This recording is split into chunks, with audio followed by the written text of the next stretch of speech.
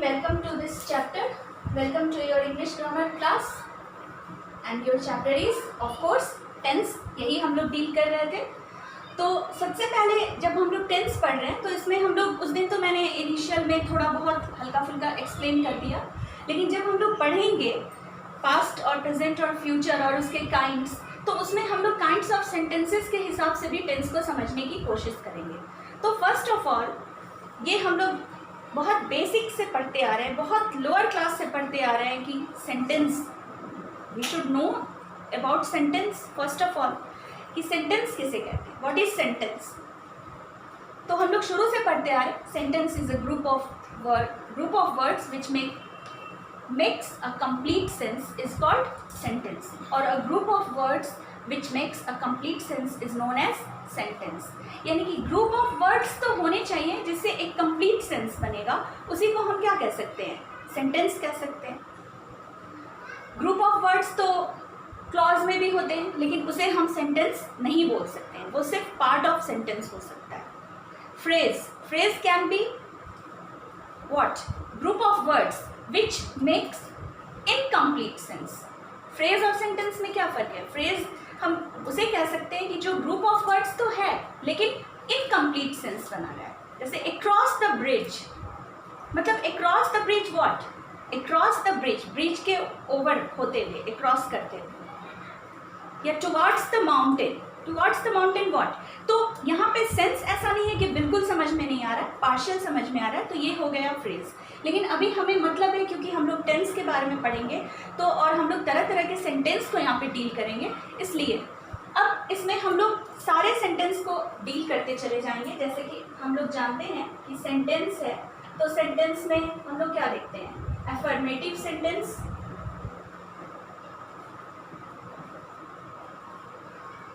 Positive sentence, मतलब कि कोई सेंटेंस बिल्कुल पॉजिटिव वे में बोला जा रहा है, जैसे simply I write a letter, positive sentence. I do not write a letter, negative sentence. तो पॉजिटिव के बाद नेक्स्ट आता है नेगेटिव सेंटेंस, जो कि हम लोग शुरू से पढ़ते आ रहे हैं. ये मैं ज़्यादा डील नहीं कर रही हूँ, बस हल्का सा इसको रिमाइंड कर दे रही हूँ, जो हमारे टेंस में हेल्प करेगा हमें. Then comes interrogative sentence, then comes negative interrogative sentence.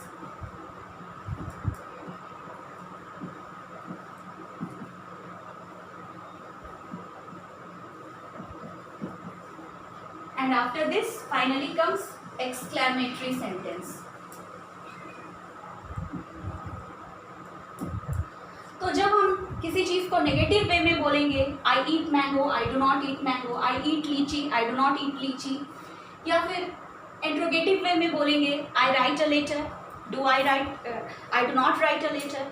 Interrogative में क्या बोलेंगे, do I write a letter. I teach English, I do not teach English, do I teach English.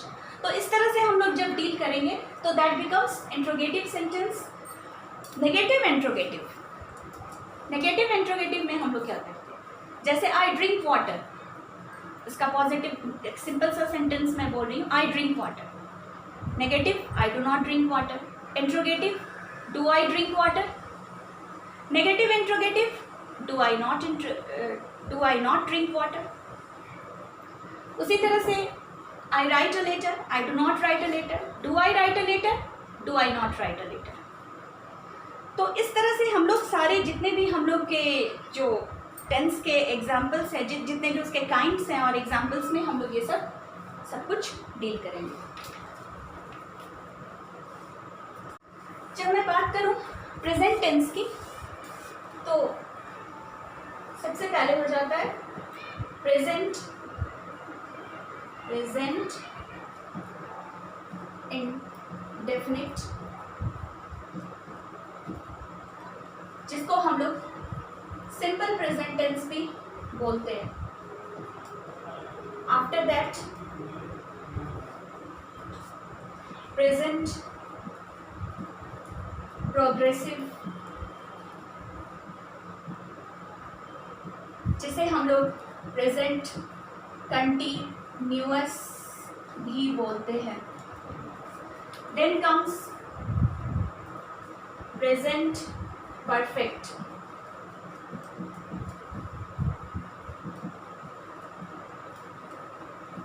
After that present perfect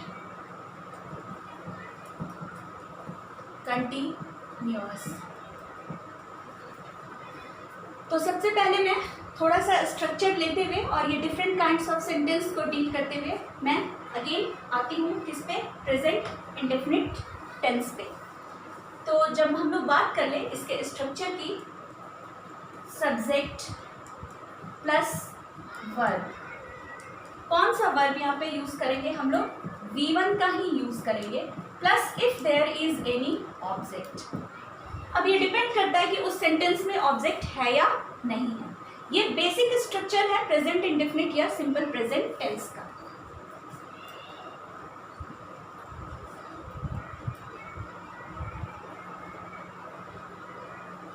I write,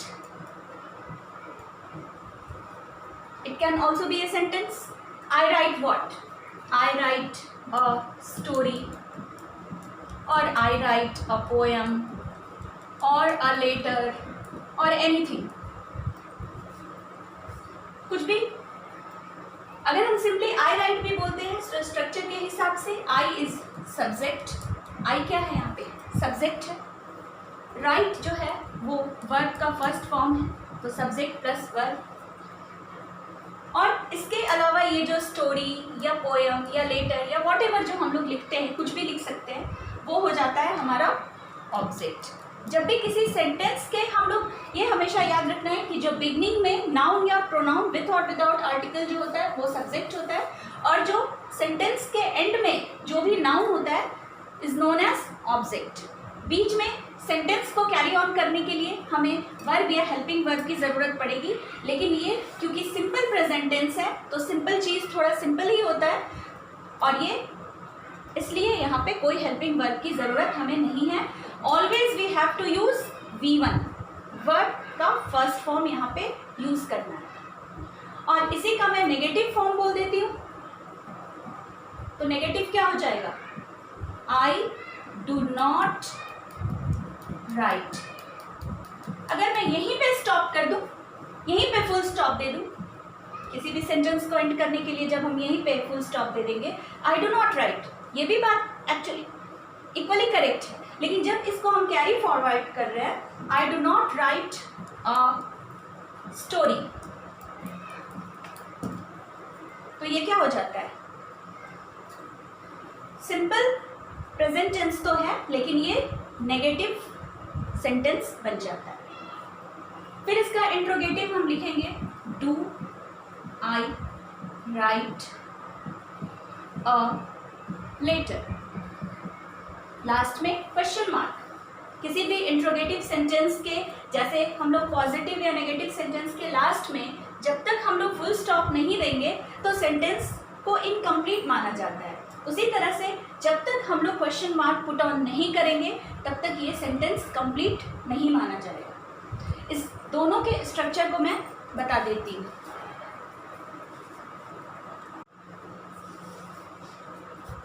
I do not write a story. I subject plus do या does का use करेंगे, plus V1 plus if there is any object. क्योंकि I first person singular है, first person के साथ singular हो या plural हो, ऑलवेज डू इज यूज्ड। एक मैं यहाँ पे छोटा सा चार्ट बनाती हूँ और ये समझाती हूँ कि डू और डज का यूज़ कहाँ करेंगे, विच इज़ वेरी इंपॉर्टेंट। ये जाने बिना हमारा नेगेटिव सेंटेंस बनाना थोड़ा डिफिकल्ट हो जाता है। फर्स्ट पर्सन सिंगुलर और प्लूरल के साथ हम लोग किस चीज़ का यूज़ करेंगे, डू का यूज़ करेंगे। सेकेंड पर्सन सिंगुलर और प्लूरल, उसके साथ भी हम लोग डू का ही यूज़ करेंगे। थर्ड पर्सन प्लूरल के साथ भी हम लोग डू का यूज करेंगे, तो फिर हम लोग डज का यूज कहाँ करेंगे? थर्ड पर्सन सिंगुलर के साथ हम लोग डज का यूज करेंगे, इसके साथ हम लोग डज का यूज करेंगे। और सिंगुलर नाउन के साथ भी हम लोग डज का यूज करेंगे। जैसा कि मैंने फर्स्ट डे क्लास में आप लोगों को समझाया भी था कि just put the odd one out, उसको हम साइड कर देंगे तो मोस्ट ऑफ द प्लेसेस में हम लोग क्या यहाँ पे देख रहे हैं, फर्स्ट पर्सन सिंगुलर हो या प्लूरल हो उसके साथ भी हम लोग डू का यूज़ करते हैं। सेकेंड पर्सन सिंगुलर हो या प्लूरल हो उसके साथ भी हम लोग डू का ही यूज़ करते हैं, उसके साथ भी डू का यूज़ कर रहे हैं, यहाँ भी डू का यूज़ कर रहे हैं। थर्ड पर्सन प्लूरल के साथ भी हम लोग डू का यूज़ करेंगे और प्लूरल नाउन के साथ भी हम लोग डू का ही यूज़ करेंगे। जब हम इस चीज़ को अच्छे से समझते हैं तो हमें कोई भी सेंटेंस बनाने में या बोलने में कोई problem, we never get any problem in making sentence और स्पीकिंग और anything. I do not write a letter, subject plus do और डज, तो आई सब्जेक्ट आई के अकॉर्डिंग डू का यूज़ करेंगे, प्लस यहाँ पे नॉट का भी यूज़ करेंगे। सॉरी आई लेफ्ट दिस, यहाँ पे नॉट लिखना ज़रूरी है क्योंकि ये नेगेटिव सेंटेंस है, इसको हम लोग बता रहे हैं, उसका स्ट्रक्चर मैं आपको बता रही हूँ। सब्जेक्ट प्लस डू और डज, विच इज डू और डज क्या है? ऑक्सिलरी वर्ब है, जिसको हम लोग हेल्पिंग वर्ब भी बोलते हैं। मैंने शॉर्ट में एब्रिविएशन में लिख दिया ऑक्सिलरी वर्ब और हेल्पिंग वर्ब, क्योंकि पॉजिटिव सेंटेंस में हमें हेल्पिंग वर्ब की ज़रूरत नहीं पड़ रही है, लेकिन जब हम लोग नेगेटिव सेंटेंस में आएंगे और इंट्रोगेटिव सेंटेंस में आएंगे तब हमें एक हेल्पिंग वर्ब की ज़रूरत पड़ेगी in the form of do और डज।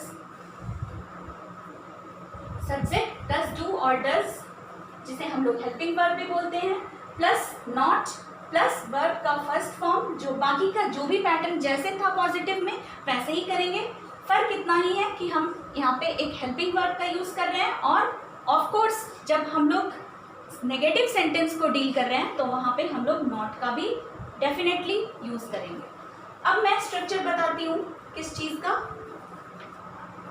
इंट्रोगेटिव, इंटरोगेटिव, जिसे हम लोग इजी वे में क्वेश्चन सेंटेंस भी बोलते हैं। इसका पैटर्न हम देख लेते हैं, इसी एग्जाम्पल को हम आगे इंट्रोगेटिव वे में समझाते हैं।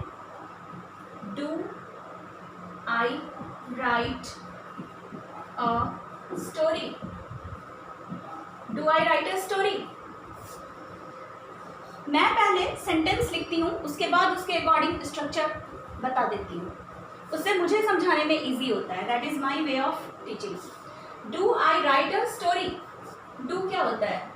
हेल्पिंग वर्ब होता है, जिसे हम लोग ऑक्सिलरी वर्ब भी बोलते हैं, plus subject plus V1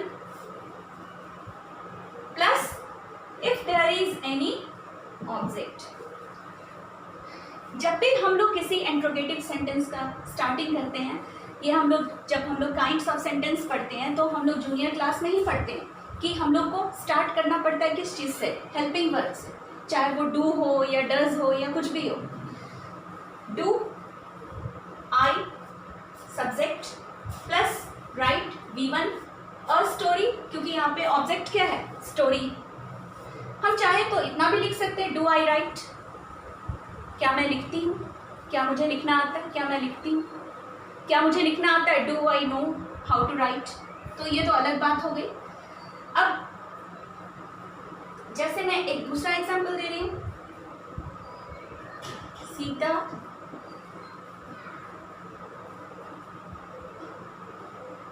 eats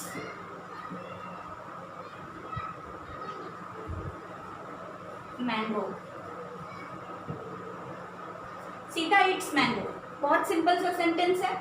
Sita Yeats भी हो सकता है, वहाँ पे भी सेंटेंस कंप्लीट ही माना जाएगा। सीता ईट्स मैंगो, और इसका नेगेटिव हम क्या बनाएंगे? Sita does not eat mango. अब ये चीज़ आपको दिख तो रहा होगा बहुत ही सिंपल और बहुत ही इजी, लेकिन यहीं पे काफ़ी टेक्निकल हो जाता है। सीता क्योंकि सिंगुलर नाउन है, एक लड़की का नाम है, तो सीता सिंगुलर नाउन है, तो सिंगुलर नाउन के साथ या थर्ड पर्सन सिंगुलर के साथ हम लोग किस चीज़ का यूज़ करते हैं? डज या डज नॉट का यूज़ करते हैं। सीता की जगह पे शी भी हो सकता है, अगर हम चाहें तो सीता की जगह पे शी भी लिख सकते हैं, बाकी का सेंटेंस वैसे ही कैरी फॉरवर्ड होगा। Sita she does not eat mango, she does not या डजेंट, डज नॉट को ही हम लोग डजेंट भी लिख सकते हैं, ईट मैंगो। अब इसमें थोड़ा फर्क देखिए, सीता ईट्स मैंगो, क्योंकि सीता क्या है? सिंगुलर नाउन है, या शी ईट्स मैंगो, अगर सीता की जगह पे हम शी लिखते तो शी ईट्स मैंगो, क्योंकि थर्ड पर्सन सिंगुलर या सिंगुलर नाउन में हमेशा जब सब्जेक्ट हो हमारा थर्ड पर्सन सिंगुलर या सिंगुलर नाउन, तब उसके साथ जिस वर्ब का हम लोग यूज़ करते हैं वहाँ पे हम लोग एस या ईएस का यूज़ करते हैं, सीता ईट्स मैंगो। लेकिन जब हम लोग यहाँ पे ऑलरेडी हम लोग क्या यूज़ कर रहे हैं? डज नॉट का यूज़ कर रहे हैं, या डजंट भी उसको बोल सकते हैं। जब हम डज नॉट का यूज़ कर रहे हैं, there is no need to add s in eats, eat, तो ये ईट्स नहीं होकर के ईट होगा सिंपली। अक्सर बच्चे वहाँ थोड़ी बहुत मिस्टेक कर देते हैं, जिन्हें ठीक से नहीं आ पाता, तो उन्हें they only need to practise. मैं आप लोगों को भी बोल रही हूँ कि जो कुछ भी मैं यहाँ पे समझा रही हूँ, आप लोग प्लीज़ उस पर प्रैक्टिस कीजिए, तभी जाके आपको बेनिफिट मिलेगा। Sita does not eat mango, यहाँ पे क्योंकि मैंने डज नॉट का यूज़ किया है, इसलिए यहाँ पे एस या ई एस लगाने की हमें वर्ब में ज़रूरत नहीं है। आई थिंक ये इतना। फिर अब हम लोग बात करते हैं इंट्रोगेटिव सेंटेंस का। Does Sita eat mango, does Sita eat mango, या सीता की जगह पे हम लोग शी भी लिख सकते हैं, does she eat mango. Again helping verb या ऑक्सिलरी वर्ब, हेल्पिंग वर्ब को हमने पहले लिख दिया, प्लस सब्जेक्ट प्लस V1 जो हमारा मेन वर्ब है, और plus if there is any object. क्योंकि यहाँ पे भी हम लोग डज का यूज़ कर रहे हैं, तो हमें जो हमारा मेन वर्ब है विच इज़ V1, वर्ब का फर्स्ट फॉर्म, वहाँ पे एस या ई एस लगाने की ज़रूरत नहीं है। अब हम लोग एक और लास्ट चीज़ की बात कर लें, विच इज़ नेगेटिव इंट्रोगेटिव।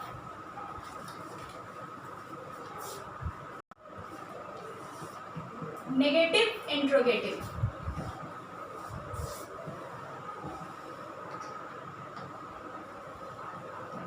ये मैं सिंपल प्रेजेंट टेंस का ही नेगेटिव इंट्रोगेटिव समझा रही हूँ।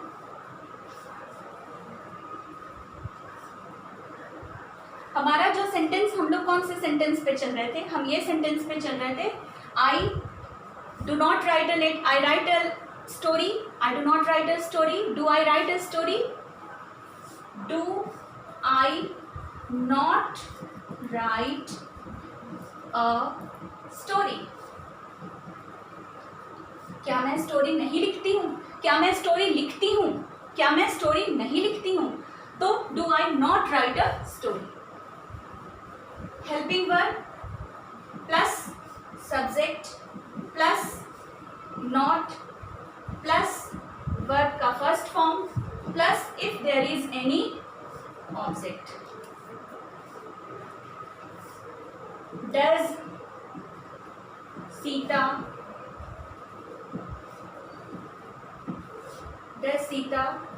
not eat a mango? Does Sita eat a mango? वो हमारा सिंपली इंट्रोगेटिव था, पॉजिटिव इंट्रोगेटिव। लेकिन नेगेटिव इंट्रोगेटिव हमारा है does Sita not eat a mango. Does यहाँ पे हो जाता है हमारा हेल्पिंग वर्ब प्लस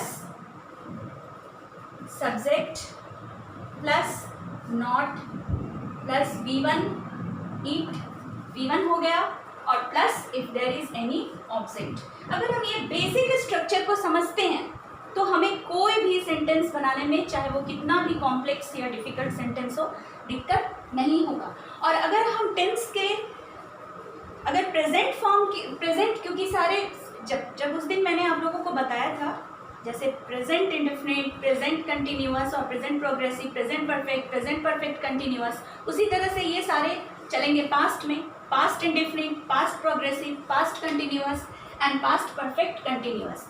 तो अगर हम प्रेजेंट का अच्छे से समझ लेंगे तो हमें पास्ट का समझने में ज़्यादा मुश्किल नहीं होगी, इनफैक्ट उससे थोड़ा इजी ही हो, वो भी मैं बताऊंगी कैसे। लेकिन अभी फ़िलहाल के लिए हम इतना ही समझें, और मैं आप लोगों से रिक्वेस्ट करती हूँ कि इन सारे स्ट्रक्चर को अच्छे से आप लोग समझिए। In my next class I will deal with the remaining tense. Okay, thank you, take care, bye.